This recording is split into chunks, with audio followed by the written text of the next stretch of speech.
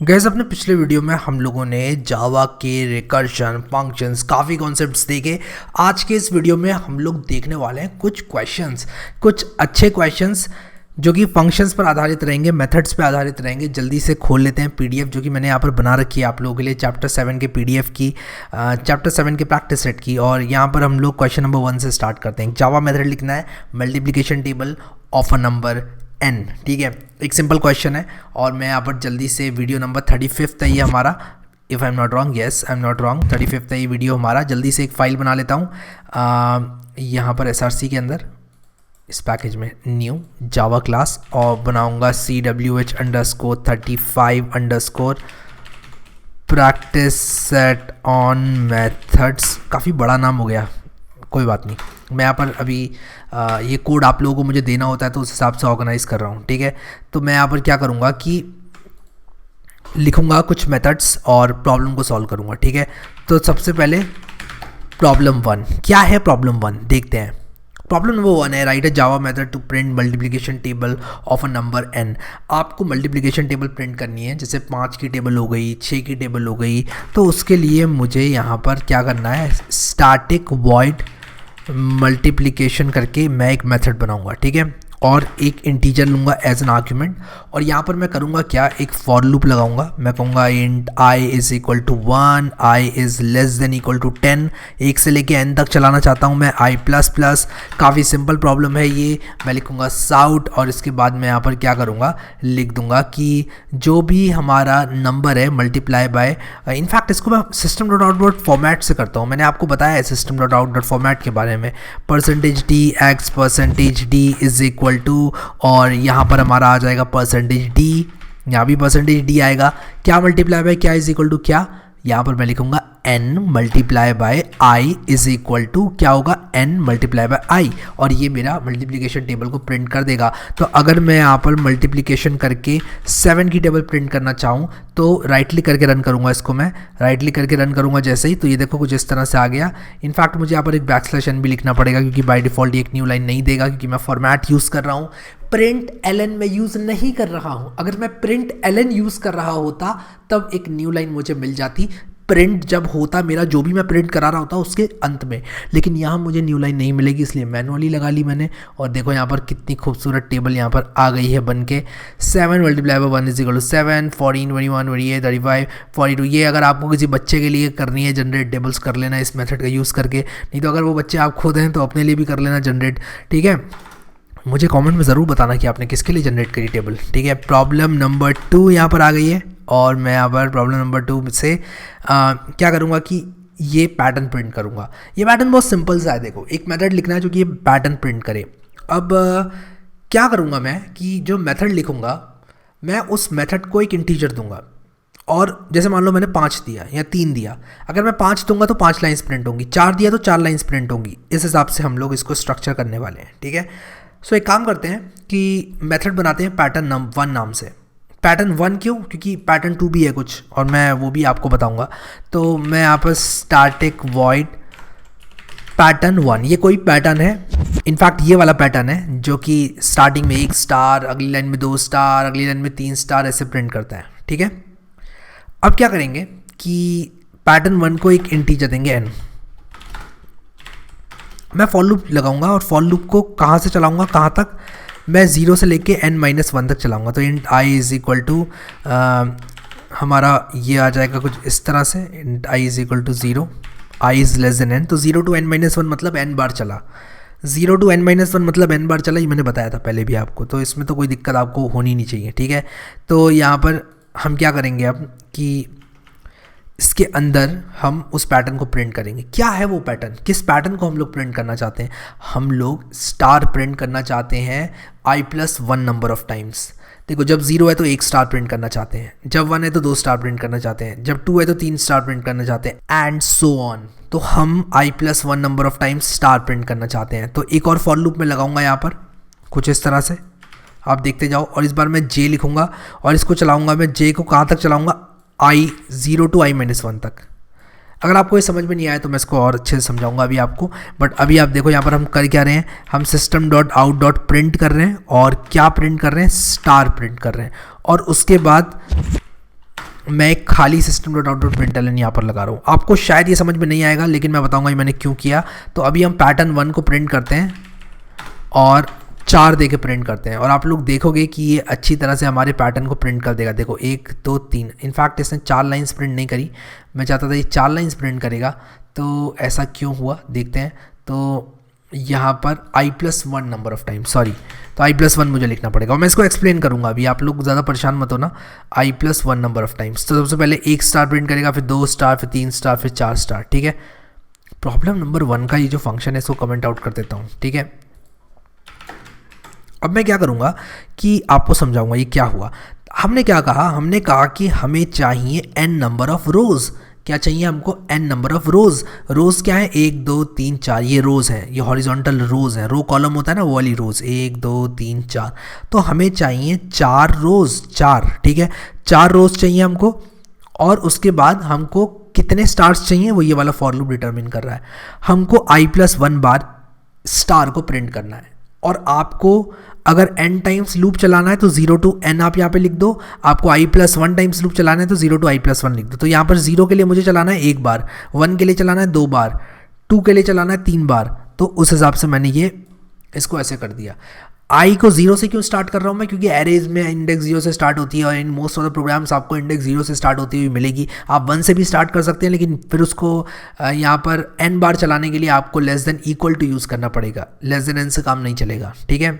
But मैं 0 से start कर रहा हूँ, तो ये फॉर लूप चलेगा n टाइम्स, ये फॉर लूप चलेगा i+1 टाइम्स, ठीक है। 0 to i जाएगा और i+1 टाइम्स चलेगा। 0 से लेके i तक i+1 होता है। 0 से लेके 3 तक कितने नंबर होते हैं, 4 नंबर होते हैं, एक 0 एक 1 एक 2 और एक 3, ठीक है। तो ये स्टार प्रिंट करेगा, और एक बार जैसे ही एक रो खत्म हो जाएगी उसके बाद एक न्यू लाइन प्रिंट करेगा, क्योंकि मुझे न्यू लाइन चाहिए ना। एक बार एक रो खत्म हो गई तो इसने ये वाली रो खत्म कर ली तो न्यू लाइन, फिर ये रो खत्म कर ली तो नई लाइन में, फिर ये वाली रो खत्म कर ली नई लाइन में। इस तरह से मैं करूँगा। तो अगर मैं इसको एक बड़ा नंबर भी पकड़ा देता हूँ, जैसे मान लो मैं इसको एक 9 पकड़ा देता हूँ यहाँ से, तो 9 पकड़ा दूंगा तो ये मुझे पैटर्न प्रिंट करके तब भी दे देगा। तो देखो इसने मुझे 9 रोज़ प्रिंट करके दे दी। हर रोज़ में इस तरह से कितने कितने स्टार्स हैं। आई अगर 0 से स्टार्ट हो रहा है, अगर आई आपका इंडेक्स ऑफ रो है तो i+1 स्टार्स है। 0th रो में आपके यहाँ पर 1 स्टार है, 2 फिर 3 4, इस तरह से ये बढ़ रहा है नीचे की तरफ। और आई होप कि ये चीज़ क्लियर हो गई आप लोगों को। थर्ड क्वेश्चन बहुत इंपॉर्टेंट है। ये आपसे कह रहा है कि write a recursive function to calculate sum of first n natural numbers. आपको फर्स्ट n नेचुरल नंबर्स का सम निकालना है। कैसे निकालोगे आप लोग फर्स्ट n नेचुरल नंबर्स का सम? रिकर्सिव फंक्शन लिखना है यार, ऐसा नहीं है कि आप निकाल लो सम, रिकर्सिव फंक्शन लिखना है आप लोगों को। तो यहाँ पर कुछ इस तरह से प्रॉब्लम 3 लिखूँगा, और मैं क्या करूँगा यहाँ पर रिकर्सिव फंक्शन लिखूँगा जो कि क्या करेगा, सम करेगा। तो मैं सम रैक के नाम से बनाऊँगा, और मान लो फर्स्ट 6 या फिर फर्स्ट 3 नेचुरल नंबर्स का सम करे वो, मैं सम रैक बनाऊँगा। तो मैं यहाँ पर बना लेता हूँ कुछ इस तरह से, स्टैटिक इंट सम रैक। इंट क्यों लिखा मैंने, क्योंकि मैं रिटर्न करूँगा, एक इंटीजर रिटर्न करूँगा, ठीक है। और ये फर्स्ट n नेचुरल नंबर्स, कितने नेचुरल नंबर्स आपको चाहिए, वो n है, ठीक है। रिकर्सिव फंक्शन बनाना है। मैं लिखूंगा कि इफ़ n इक्वल्स टू 1, अगर n इक्वल्स टू 1 है तो क्या करना है आपको, रिटर्न कर देना है 1, ठीक है। वरना आपको क्या करना है, वरना आप लोगों को रिटर्न क्या करना है, रिटर्न करना है n plus sum of sum rec of n-1। मैंने क्या किया मैं बताता हूँ आपको क्या किया, लेकिन उससे भी पहले मैं यहाँ पर आप लोगों को int c is equal to ऐसे इसको लिख के दिखाता हूँ। और यहाँ पर मैं क्या करूँगा कि सम रेक मैंने लिखा है, ऐसे एरर क्यों दे रहा है, सम रेक्ट लिख दिया मैंने गलती से, सम रेक्ट, ठीक है। और यहाँ पर मैं क्या करूँगा, साउट कर दूंगा c को। तो 1 2 और 3 का क्या सम होता है, 6 होता है, ठीक है। देखते हैं काम कर रहा है कि नहीं कर रहा है सही से। आई होप ये काम कर रहा होगा, 6 होता है। अगर मैं 4 लिख दूंगा तो 10 आ जाना चाहिए, क्योंकि पहले 4 नंबर्स का 1 से लेके स्टार्ट करके सम 10 होता है। हाँ ये काम तो कर रहा है बहुत अच्छे से, लेकिन कैसे कर रहा है काम, तो मैंने आपको बताया था कि रिकर्सिव फंक्शंस जो होते हैं कभी कभी किसी प्रॉब्लम को सॉल्व करने का सबसे डायरेक्ट मेथड होता है। इस बात का क्या मतलब हुआ, इस बात का मतलब ये हुआ कि कभी कभी हम मैथमेटिकल फॉर्मूले को फिट कर सकते हैं डायरेक्टली प्रॉब्लम को सॉल्व करने के लिए। फॉर एग्जाम्पल अगर हम यहाँ पे लिखते हैं कि sum of n is equal to, यानी कि जो सम है फर्स्ट 10 नेचुरल नंबर्स का, वो कुछ इस तरह से होगा 1 + 2 + 3 जब तक आपको n ना मिल जाए। ये फॉर्मूला होगा नहीं होगा? बिल्कुल होगा, ठीक है। अब अगर मैं लिखूँ कुछ इस तरह से, और यहाँ पर n-1 भी कहीं ना कहीं आ रहा होगा, कुछ इस तरह से n-1 भी आ रहा होगा, ठीक है। तो अगर मैं इतने को सम n-1 लिख दूँ तो चलेगा कि नहीं चलेगा? बिल्कुल चलेगा, क्योंकि मैं इतने को सम n-1 लिख सकता हूँ। ये n-1 नंबर्स का सम है, फर्स्ट n-1 नंबर का सम, इसको मैं लिख सकता हूँ कुछ इस तरह से। तो मैंने क्या किया, लिख दिया sum of n is equal to n plus sum of n-1। तो मैंने रिकर्सिव फंक्शन को कॉल किया। मैंने कहा कि जो n है उसको पकड़ लो और बाकी के जो n के पीछे नंबर्स हैं n को पकड़ लो ऐसे ही, और n के पीछे के नंबर्स का सम लेकर आओ। फिर मैंने कहा इसको पकड़ लो, फिर फाइनली मैं पहुंचूंगा 2 तक, इसके पीछे का लेकर आओ। फिर मैं बोलूँगा 1 तक, 1 के लिए क्या वैल्यू मैंने रख दी, इसे कहते हैं बेस कंडीशन रिकर्शन की, जो कि रिकर्शन को टर्मिनेट करती है। अगर मैं ये बेस कंडीशन नहीं लगाऊंगा तो n-1 तो -∞ तक चला जाएगा। सोचो ज़रा, अगर मैं यहाँ पर 3 लिख रहा हूँ, 3 को कम करूँगा 2 आएगा, फिर 1 आएगा, फिर 0 आएगा, -1 -2 -3, तो सम करता ही रह जाएगा। इसलिए मुझे बेस कंडीशन लगानी पड़ती है रिकर्शन में, ताकि मैं रिकर्शन को वहीं पर रोक दूँ। मैं रिकर्शन से कहूँ कि भाई मेरा काम ख़त्म हो चुका है यहाँ पर, अब तुमको रिटर्न करने की ज़रूरत है, इसीलिए लौट जाओ इस वैल्यू के साथ। फिर क्या होगा, ये लौटेगा इस वैल्यू के साथ, कहाँ पर, पिछली कॉल पर, सम रैक की पिछली कॉल के पास।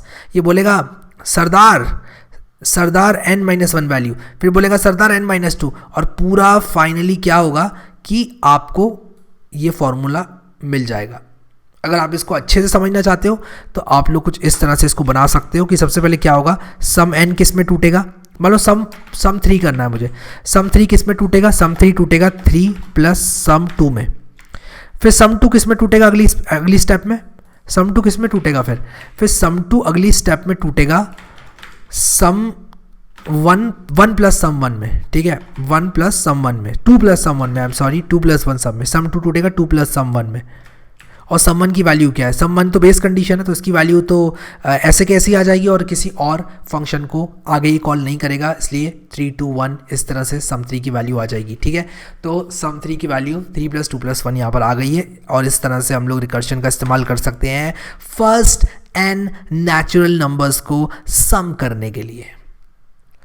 आई होप कि क्लियर हो गया आप लोगों को कैसे मैंने सम किया रिकर्शन की सहायता से।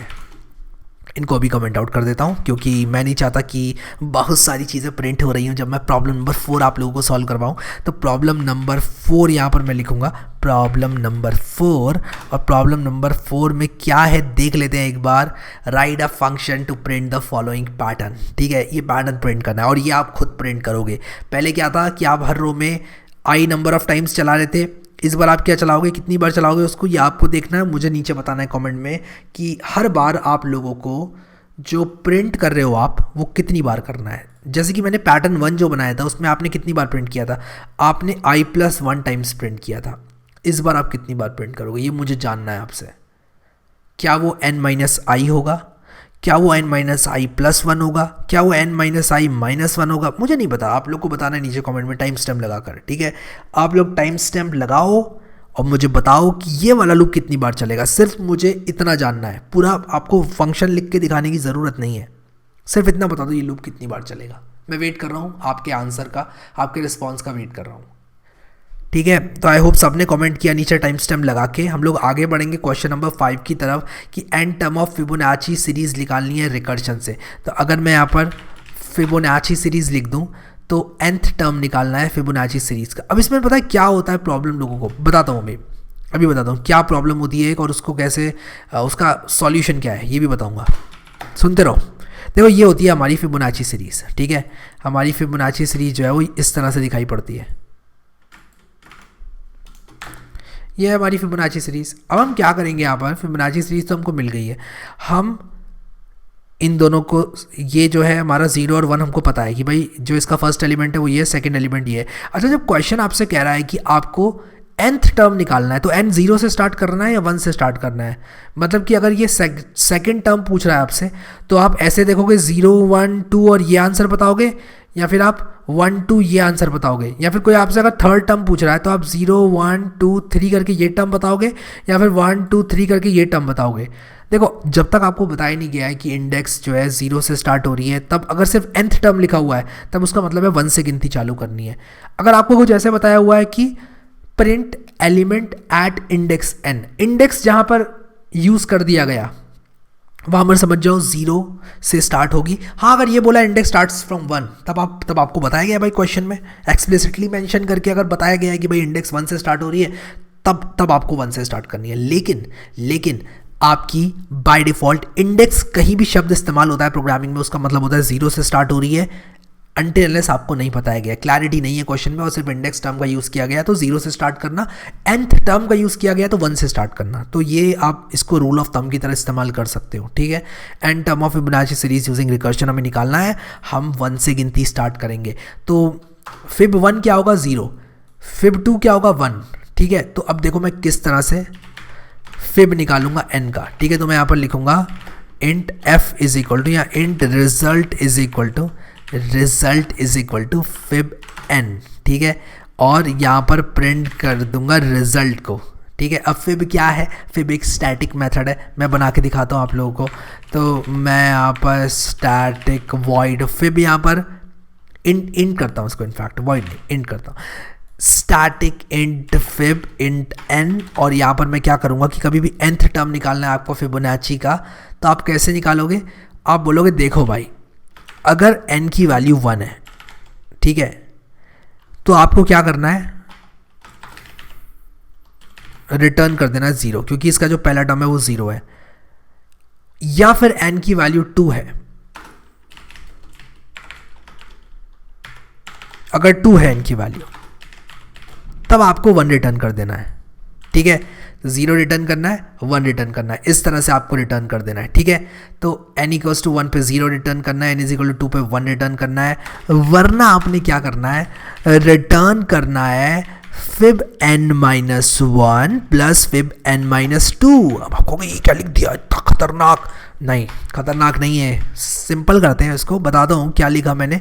देखो अगर आपको पहले दो टर्म्स पता चल गए तो आप ये वाला टर्म निकाल लोगे पिछले दो को सम करके, ये वाला टर्म निकाल लोगे पिछले दो को सम करके, ये वाला टर्म निकाल लोगे पिछले दो को सम करके, ये निकाल लोगे पिछले दो को सम करके। देखो 3 2 5, 5 3 8, 8 5 13, 13 8 21, 21 और 13 34, इस तरह से आप निकाल लोगे आगे के टर्म्स भी, ठीक है। तो अगर मैं यहाँ पर फिब 5 की बात करता हूँ और 1 2 3 4 5, तो मैं 3 एक्सपेक्ट करूँगा, अपने कंसोल पे प्रिंट होता हुआ 3 देखना चाहूँगा मैं, और हाँ देखो 3 यहाँ पर आ गया है। अगर मैं 7 लिखूँ इसको 1 2 3 4 5 6 7 तो 8 प्रिंट हो जाएगा, ठीक है। तो देखो यहाँ पर 8 प्रिंट हो जाएगा, ये देखो 8 प्रिंट हो गया है, ठीक है। सो आई होप सबको क्लियर है क्या चल रहा है यहाँ पर। ये जो 7th एलिमेंट की वैल्यू है वो 8 कैसे आई सबको पता चल गया। तो मैंने 1 और 2 जब था तो 0 और 1 रिटर्न किया। अच्छा क्या हम इसको शॉर्ट फॉर्म में लिख सकते हैं, क्या इसको लिखने का कोई शॉर्ट तरीका है इतने पोर्शन को। देखो प्रोग्रामिंग में आप जितना शॉर्ट बनाओ चीज़ों को उतना अच्छा रहता है, लेकिन at the same time readability भी इंपॉर्टेंट होती है। अगर मैं इसको ये बोलूँ और n इक्वल्स टू 2, इसको लोग ऐसे लिख देते हैं रिटर्न n-1। क्या ये सच है, क्या ये और ये एक ही चीज़ है। देखो n की वैल्यू 1 होगी तो 0 रिटर्न होगा, या n की वैल्यू 1 होगी तो क्या रिटर्न होगा 1-1 0। हाँ बिल्कुल सही है, 1 के लिए 0 रिटर्न होगा, 2 के लिए क्या रिटर्न होगा, n इक्वल्स टू 2 है अगर तो 2-1 रिटर्न होगा। हाँ ये भी सच है, 1 रिटर्न होगा 2 के लिए। तो दो कंडीशन को मैंने एक कंडीशन में कन्वर्ट कर दिया, ठीक है। अब यहाँ पर मुझे ये चीज़ प्रैक्टिस से याद है, मैं आपको बहुत ऑनेस्टली बताता हूँ, ये चीज़ मुझे प्रैक्टिस से याद है। मैंने अपने टाइम में बहुत प्रोग्राम्स बनाए हुए हैं फिबोनाची को लेकर, सिंपल प्रोग्राम्स, और जहाँ पर फिबोनाची के कॉम्प्लिकेटेड प्रोग्राम्स होते हैं कि भाई फिबोनाची ये है तो ऐसा कर दिया तो क्या होगा, उस तरह के क्वेश्चंस होते हैं, वो भी सॉल्व किए हुए हैं। तब मुझे वहाँ से ये चीज़ें याद है। लेकिन मैं आपसे एक्सपेक्ट नहीं करूँगा कि आप बिगिनर हैं तो आप इन दो कंडीशंस को इन कंडीशंस में कन्वर्ट करना बहुत ही आराम से सीख लें, वो आपको प्रैक्टिस से आएगा। हाँ भले ही मैं जानता हूँ ये बात कि कुछ लोग की मैथमेटिक्स स्ट्रांग है और वो लोग कर पाए होंगे इसको, अच्छी बात है, good for you. But again अगर आप नहीं कर पाए तो no need to be sad, आपको परेशान होने की ज़रूरत नहीं है। आप ये भी लिखोगे तब भी चलेगा, बट मैं बस आपको बताना चाहता था कि इसको आप ये भी लिख सकते हो, ठीक है। आई होप ये चीज़ क्लियर होगी सबको। Write a function to find average of a set of numbers passed as arguments. तो यार देखो, ये जो प्रॉब्लम है ना, वो मैं आपसे एक्सपेक्ट करूँगा कि आप सॉल्व करोगे खुद से। कैसे, कौन सा वाला इसमें लगने वाला है कॉन्सेप्ट? वेराक्स का कॉन्सेप्ट लगेगा। कैसे आप बनाते हो वो आपके ऊपर है। आपने वीडियो देख रखा है अगर मेरा ये वाला वेराक्स का, तो आप बना दोगे, ठीक है, बहुत आराम से बना दोगे। तो इसको मैं बना के ज़्यादा टाइम नहीं खाना चाहता इस प्रोग्राम को बना के, ठीक है। और nth term of Fibonacci series using recursion हमने कर लिया अभी। आप यूजिंग आइट्रेटिव अप्रोच भी इसको कर सकते हो, ठीक है। इसको भी आप यूजिंग आइट्रेटिव अप्रोच कर सकते हो, रिकर्सिव अप्रोच भी कर सकते हो। अब देखो रिपीट 4 यूजिंग रिकर्शन यहाँ पर लिखा हुआ है, तो आप इसको रिकर्शन की सहायता से भी कर सकते हो। तो ये सारी चीज़ें मैं आपके ऊपर छोड़ूंगा। 4th वाला क्वेश्चन तो मैंने आपको दे रखा है, इसलिए मैं रिपीट 2 यूजिंग रिकर्शन आपको करके दिखाऊंगा, क्वेश्चन नंबर 8। तो प्रॉब्लम नंबर 8 देखेंगे हम कि इसको रिकर्शन से कैसे करना है। तो मैं नीचे आऊँगा, प्रॉब्लम नंबर 8, ठीक है। और प्रॉब्लम नंबर 8 में हम लोग क्या करेंगे कि जो पैटर्न वाला प्रोग्राम है हमारा, तो जो हमने क्वेश्चन नंबर 1 में बनाया था, 2 में बनाया था, if I am not wrong, कहाँ बनाया था हमने, मैं देख रहा हूँ भी उसको ढूंढ रहा हूँ। प्रॉब्लम नंबर 2 में हमने बनाया था, पैटर्न 1 नाम से बनाया था। तो मैं पैटर्न 1 REC के नाम से एक स्टैटिक मेथड बनाऊंगा, और देखना मैं पैटर्न 1 वाले को ही रिपेयर करूँगा। देखो इसी फंक्शन को रिपेयर करके आपको दिखाऊंगा मैं। ये क्या कर दिया मैंने, तो मैं यहाँ पर क्या करूँगा, कॉपी करूँगा इसको और नीचे पेस्ट करूँगा और पैटर्न 1 REC बना दूंगा इसको, ठीक है। तो मैं पैटर्न 1 का रिकर्सिव बनाऊंगा। तो मैं यहाँ पर रिकर्सिव मेथड कैसे लिखूँगा इसका, मैं यहाँ पर कुछ इस तरह से कहूँगा। मैं कहूँगा 1 स्टार प्रिंट करो, फिर उसके बाद 2 स्टार प्रिंट करो, फिर 3 स्टार प्रिंट करो, फिर 4 स्टार प्रिंट करो। ये मैं कैसे कहूँगा रिकर्शन की मदद से? मैं काम करता हूँ, उल्टा चलता हूँ। मैं कहूँगा पहले 4 स्टार प्रिंट करो, फिर n-1 करो, फिर n-1 जब तक ये 0 ना हो जाए। हाँ ये बढ़िया है। तो मैं कहूँगा कि अगर n = 0 है, मैं ज़रा ये फॉर लूप मिटा देता हूँ और ये आउटर फॉर लूप भी मिटा देता हूँ, ये दोनों फॉर लूप मैं हटा देता हूँ और इसको एकदम एम्प्टी रख देता हूँ इस तरह से, ठीक है। मैं क्या कहूँगा यहाँ पर, मैं कुछ इस तरह से कहूँगा कि आपको कुछ इस तरह से प्रिंट करने हैं। मैं कहूँगा if n is greater than 0, ठीक है। आपका 0 से ग्रेटर होना चाहिए n। अगर n ग्रेटर देन 0 है तब आप क्या करोगे, आप प्रिंट करोगे स्टार को n number of times, that's it. आप n number of times print करोगे स्टार को, सिंपल सी कहानी। तो n नंबर ऑफ टाइम्स कैसे स्टार को प्रिंट करते हैं, कुछ इस तरह से करते हैं। i को आप स्टार करो, i को स्टार्ट करो, आप i को या j को किसी को भी आप स्टार्ट कर सकते हो, कोई भी वेरिएबल ले सकते हो, और आपको n स्टार्स प्रिंट करने हैं। तो मान लो n की वैल्यू 4 है, तो 4 स्टार्स प्रिंट कर देगा ये लाइन, क्योंकि n ग्रेटर देन 0 है। अब n क्योंकि ग्रेटर देन 0 है, ये करेगा 4 लाइन्स को प्रिंट, ठीक है। आई होप कि सारे इंडेंट्स वगैरह सही दिए हैं मैंने, सारे कर्ली ब्रेसेस क्लोज किए हैं, हाँ किए हैं। तो अगर n ग्रेटर देन 0 है तब ये काम होगा, वरना ये काम नहीं होगा, ठीक है। सिंपल सी बात है। लेकिन मैं और क्या करना चाहता हूँ, मैं कहूँगा कि अगर n ग्रेटर देन 0 है तब तो आपको प्रिंट करना है इसको, ठीक है। लेकिन उसी के साथ साथ आपने क्या करना है, आपने उससे पहले इसको रन करना है पैटर्न 1 रैक को n-1 के लिए। आपने क्या करना है, इसको रन करना है n-1 के लिए। आपने पैटर्न 1 को रन करना है n-1 के लिए। तो क्या होगा अगर मान लो n की वैल्यू 4 है, ठीक है, और मैं इसको ज़रा इसके अंदर डाल देता हूँ ऐसे, ठीक है, इफ़ के अंदर डाल देता हूँ। और यहाँ पर मेरा कोड थोड़ी सी मुझे प्रॉब्लम्स दे रहा है, पता नहीं क्यों। ओके, ये मेरा इंडेंट थोड़ा ठीक से नहीं आ रहा है। फॉर लूप को मैं अंदर रखूँगा, इफ़ यहाँ पर आया मेरा, हाँ ठीक है, अभी ठीक है, अभी चीज़ें ठीक है एकदम, ठीक है। तो ये मेरा मेथड, ओके, तो यहाँ पर कुछ गड़बड़ हो रही है। देखो पैटर्न 1 को मुझे यहाँ क्लोज़ करना है, ओके, और ये मेरा कहाँ क्लोज़ हुआ, ये मेरा यहाँ क्लोज हुआ। हाँ यार, तो थोड़ी सी इंडेंट्स में गड़बड़ हो रही थी, अभी ठीक हो गई है, ठीक है। तो पैटर्न 1 रैक के अंदर मैंने क्या किया कि मैंने कहा कि अगर n ग्रेटर देन 0 है तब आप क्या करो, सबसे पहले तो n-1 के लिए रन करो इसको, उसके बाद प्रिंट कर दो n टाइम्स स्टार को, ठीक है। लेकिन क्या मुझे न्यू लाइन भी प्रिंट करनी है, क्योंकि न्यू लाइन प्रिंट करने की तो कहीं बात ही नहीं हो रही है। तो मैं क्या करूँगा, जैसे ही n टाइम्स प्रिंट करूँगा, एक यहाँ पर न्यू लाइन भी प्रिंट कर दूँगा। और मैं इसको रन करके देखता हूँ, और इसको चला के मैं देखता हूँ, ये कह रहा है variable i is already defined in method pattern 1। Okay, तो मैंने यहाँ पर क्या कर दिया, तो यहाँ पर थोड़ी सी गड़बड़े कर दी थी मैंने इसके इंडेंट्स को लेके, पता नहीं कैसे किया मैंने। ओके, तो ये जो पैटर्न 1 है वो यहाँ बंद हो रहा है, तो मुझे यहाँ से हटाना होगा इसको। ये यहाँ बंद हो रहा है, ये यहाँ बंद हो रहा है, और मेरा ये यहाँ बंद हो रहा है मेथड, और ये मेरा यहाँ बंद हो रहा है। पता नहीं कैसे इतनी सारी प्रॉब्लम्स आई, और एक लास्ट में एक फालतू ब्रैकेट आ गया है, तो उसको मुझे ठीक करना है। और अभी मैं ज़रा इसको रन करके देखता हूँ कि कहीं ये फिर से एरर प्रोड्यूस तो नहीं कर रहा है। Reached end of file while parsing, तो कुछ गड़बड़ है। मैं इसको ज़रा जल्दी से फिक्स करता हूँ कि क्या मैंने गड़बड़ कर दिया। ये मेथड यहाँ पर है, ये मेथड यहाँ खुला यहाँ बंद हुआ, ये मेथड यहाँ खुला यहाँ बंद हुआ, और इस तरह के एरर्स यार आ जाते हैं, कई बार आ जाते हैं। ठीक है, तो ये यहाँ पर खुला देखो। अच्छा, क्लास का ब्रैकेट मैंने जो है वो गलती से हटा दिया, यहाँ पर क्लास का ब्रैकेट लगाना है। अभी रन करूँगा तो आई होप सब कुछ ठीक होगा, और हाँ यार सब कुछ ठीक है।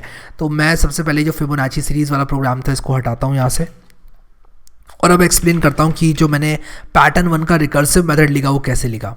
तो देखो, रिकर्सिव मेथड लिखने के लिए मैंने सबसे पहले चेक किया कि क्या n ग्रेटर देन 0 है, क्योंकि अगर n की वैल्यू 0 है तो फंक्शन हम रन नहीं करेंगे, वहाँ हमें हॉल्ट करना पड़ेगा। वो हमारी बेस कंडीशन होगी। n ग्रेटर देन 0 होना ही चाहिए, n लेस देन 0 है तो वो हमारी बेस कंडीशन होगी। ठीक है, अगर नहीं है तो हम क्या करेंगे, देखो हम सबसे पहले तो पैटर्न 1 रैक को n-1 के लिए कॉल करेंगे। हम कहेंगे पैटर्न 1 रैक n-1। ठीक है, हम n-1 के लिए इस चीज़ को कॉल करेंगे।